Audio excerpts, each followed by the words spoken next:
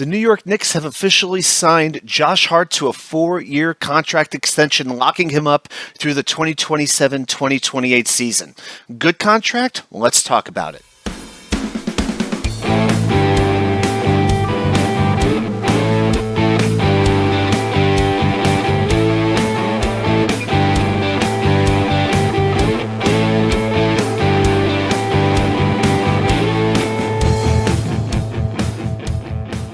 And well, welcome back to New York Sports WickerMedia. I'm Watsu-K99. Thank you as always for taking the time to watch these videos. I'm obviously not in the wicker chair. I'm here in the office chair with the headset and all that good stuff. But I want to take a moment here, actually very quickly. Thanks for coming by to check out the channel. Please like and subscribe if you haven't already. And remember, we go live every Wednesday night at 10 p.m. on this channel. So the New York Knicks signed Josh Hart to a 4-year, $81 million contract extension. When you factor in Hart opting in to his $12.9 million player option for this year and add the next 4 years on, the Knicks are committed to Josh Hart through the 2027-2028 season, and Hart will be earning about $94 million over those 5 years, so a little bit under 19 per on average. So Hart came over from Portland and was a revelation, averaging 10.2 points per game, 7 rebounds, 3.6 assists, shot 59% from the field in the 25 regular season games he played, provided a whole lot of energy and a whole lot of passion for a Knicks lineup that really needed it. The Knicks actually won the first 9 games that he played, which is pretty remarkable. And he was a big part of the Knicks winning that first series that they've won, first playoff series in over a decade. The organization clearly believes in him. The fans love him too, and he absolutely impacted this team for the better. And that's what the stats don't show. I feel like there's a lot of people out there, a lot of basketball fans in general, who just look at the numbers and say, Hart's just an average player. He's nothing special. He didn't deserve a max contract. But he fits in with this team so well. He plays the defense that Tom Thibodeau craves. He's got that connection with Jalenbrunson and now the newly acquired Donte DiVincenzo from Golden State. All three of them played together at Villanova, and he just fits in very well with this team. So when you factor all of it in, I think the contract is very reasonable. And here's the crazy thing. He is just the 4th highest paid player on the Knicks, behind Julius Randle, Jalen Brunson, and RJ.Barrett. And it gets even crazier. There is not a single Knick making $30 million a year or over. That's unbelievable to me. Julius Randle makes a team-high $28.2 million. You know where that ranks in the NBA? He is the 48th highest paid player in the NBA. That is unbelievable for the Knicks, who for years were in absolute salary cap hell.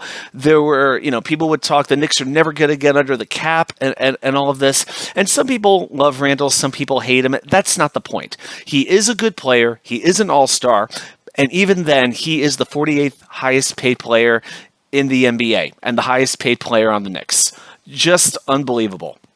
So if you look at this roster, it just leaves Immanuel Quickley to hopefully extend before the season begins. If not, then he could hit free agency next season. He is on his rookie contract, so we'll see what happens there. Now, here's the thing with the Knicks. I'm going to talk about the cap situation for a quick moment. If they pick up quentingrimes option after this year, which most people think that they will have 8 players under contract for 24-25. Josh Hart, Julius Randle, Jalen Brunson, RJ.Barrett, Mitchell Robinson, Donte DiVincenzo, quentingrimes, and Jericho Sims. So that's not too bad. The cap this year, this is important, is $136 million, and it can only go up 10% year over year. So next year, it could only go up to about 149 or so, 149 or 150. So right now the Knicks are pretty much right on the edge of the cap, and if they extend Immanuel Quickley, if they sign him to a new deal, let's say it's about $15 million a year or so, they would be a couple of $1 million over that expected 150 cap. But it's okay to be over the cap. The key is you don't want to hit luxury tax.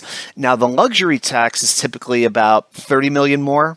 So let's just say the salary cap is at 150. Okay, the luxury tax would be at 180, and that's when you start to have issues, because if you're under luxury tax, you could still get the mid-level exception. That gives the Knicks about $8 or $9 million to play with next offseason, and you can add another player, add another free agent, or whatever it is that you need to do. And looking at this roster, I guess my one concern is the power forward situation behind Randle. If he gets hurt with Obi Toppin gone to Indiana, who steps in for that role? Is Josh Hart going to become the full power forward when he's really more suited to play the three? I don't know, but I am glad with what the Knicks have put together with this roster construction. No player taking up too large a percentage of the cap, so I want to give credit to the Knicks front office to creating a team that can stay together for a couple of years to come, hopefully get better, and ultimately contend for that elusive championship, which they haven't won now in 50 years. Unbelievable. Well, those are my thoughts on the Josh Hart contract and the Knicks. Let me see your thoughts. Put them right down there in the comments. And again, come check us out every Wednesday night, 10 p.m. for Wednesday Night Live. We'll do trivia. Whatever's going on in the world of New York sports, we're going to be talking about it. Thanks, everybody, for watching. I'll see you once I'm back in the Wicker Chair.